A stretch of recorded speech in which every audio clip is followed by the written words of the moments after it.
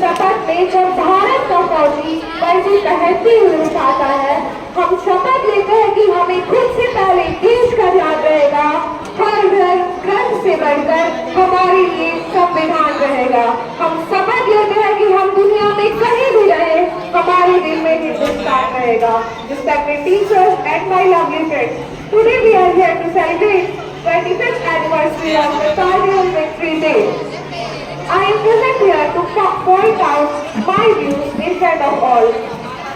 ऐसे जमीन हिंदुस्तान तेरे ऊंचाई निशानों, चाँद आबों, शहीदों और मुहाफिजों को सलाम है, जिन्होंने अपनी बहादुरी की कलम से कतर की बार बेमिसाल तारीख लिखी। वहाँ है आज भी कारगिल की वह बुलंद चोटियाँ, जिनको तुमने अपने लहू से सींचकर तिरंगे की आन बान शान को रोशन कर दिया। सन 1999 पड़ोसी मुल्क पाकिस्तान ने बगैर किसी आभार से अपने सैनिकों को भारत की सीमा रेखा के अंदर भेज दिया। जनरल परवेज मुशर्रफ, जनरल का प्लान सही और साफ था। सर्दियों के चरम पर प्रशिक्षित कमांडो को जिहादी जामा उठाकर भारत की सीमा के पार भेजना, वहां पोस्टर बैंकर पर कब्जा करना और कश्मीर और लद्दाख की छोटी कड़ी को तोड़ना। पाकिस्तानी फौज ने कई जगहों पर कब्जा किया। 10 सेक्टर की मासूम घाटी, मालपुरा रेल लाइन, पटोनिक सेंटर और सियाचिन की सरहद तुर्क। सौरभ कालिया की अगुवाई में निकली पेट्रोलिंग पार्टी बड़े रहस्यमय ढंग से गायब हो गई थी। कुछ दिनों बाद उनका सत विकसित पाकिस्तानी सेना ने हमें सौंपा।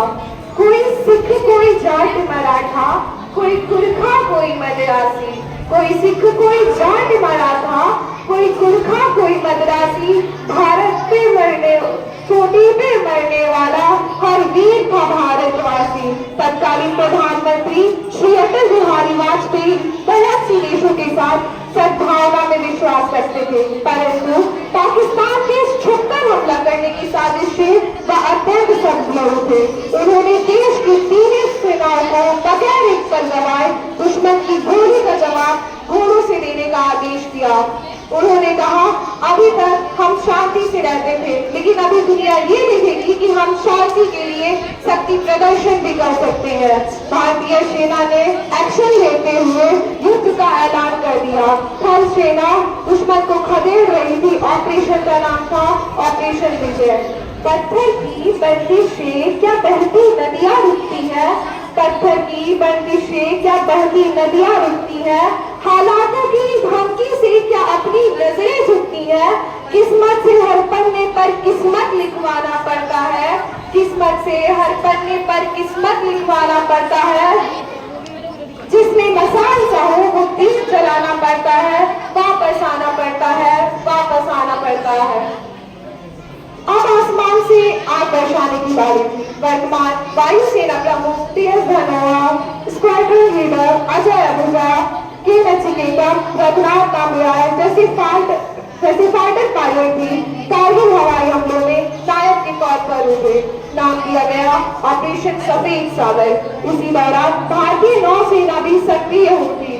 वाइस एडमिरल मधुमेह मिशन की अगुवाई में उतरी सागर से कराची बंदरगाह की घेराबंदी कर दी गई। ऑपरेशन का नाम था ऑपरेशन तलवार। इतिहास बदलने जा रहा था। रुख मोड़ दिया तूफानों का, चट्टानों को धूल बनाया है। दुश्मन हमको ना भूलेगा, उसे ऐसा सबक सिखाया है। कारगिल का युद्ध जीतने वाले औसत 20 से 25 साल के वो नौजवान थे जिन्हें शेरों की तरह दुश्मन पे टूट पड़े थे। ये वो बेटे थे जिन्हें अपनी माँ की आत्मसम्मान की चिंता अपनी जान से कई ज्यादा थी। पूरे विश्व पटल पर भारतीय विजय का डंका बजने लगा। आज हमारा भारत एक नई शक्ति बनकर उभर रहा है। इस युद्ध में बही खून की हर एक कतरी ने हमारे आज को सींचा है। जब संपूर्ण विश्व के शीर्ष शिखर पर भारत का ध्वज लहराएगा, तब मेरे देशवासियों हर दिन विजय दिवस कहलाएगा। भले कच्ची उम्र में जिंदगी की शाम आ जाए, ये मुमकिन ही नहीं कि खून पे इंसान आ जाए। हमारे गांव में बहनें उसे राखी ना बांधेंगी, पलट के जंग से भाई अगर नाकाम आ जाए। ये कहानी एक ऐसी शहीद की है जो अपनी अंतिम सांसें लेते हुए अपने सैनिकों से कुछ बातें कहते हैं। अंधा बेटा युद्ध पे चला तो नाजा उसकी माँ बोली। वो बोला, कम कर सकता हूँ मैं भी दुश्मन की एक गोली। जिक्र शहीदों का हो तो क्यों उनमें मेरा नाम ना आए, जिक्र शहीदों का हो तो क्यों उनमें मेरा नाम ना आए।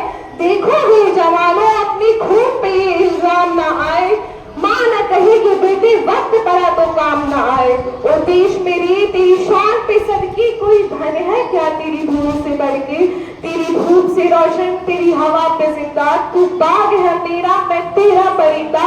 ये अर्ज है दीवाने की, जहाँ भोर सुनहरी देखी, एक रोज वही मेरी शाम हो। कभी याद करे जो जमाना, माटी पे मर मिट जाना, तो जिक्र में शामिल मेरा नाम हो। सरहद पे गोली खाके जब टूट जाए मेरी सांस, मुझे भेज देना यारो मेरी बूढ़ी माँ के पास। बड़ा शौक था उसे मैं घोड़ी चढ़ूं, डमाडम ढोल बजे तो ऐसा ही करना मुझे, घोड़ी चढ़ाना, ढोल के बजाना, पूरे गांव में घुमाना, और माँ से कहना बेटा दूल्हा बन के लाया है, बहू नहीं ला पाया तो क्या माँ बारात तो लाया है। मेरे बाबूजी पुराने फौजी बड़े मनमौजी कहते थे, बच्चे तिरंगा गाड़ के आना या तिरंगे में लिपट के आना। कह देना उनसे मैंने उनकी बात रख ली, दुश्मनों को पीठ नहीं दिखाई, आखिरी गोली भी सीने पे खाई।